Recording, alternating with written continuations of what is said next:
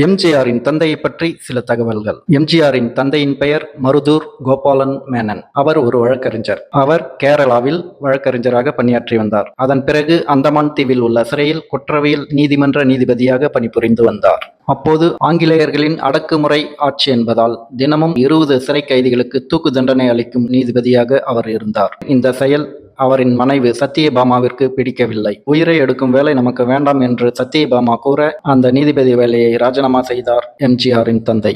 அந்த ராஜினாமாவை ஏற்றுக்கொள்ளாத ஆங்கிலேயர்கள் கோபாலன் மேனனை சதியில் சிக்க வைத்தார்கள்.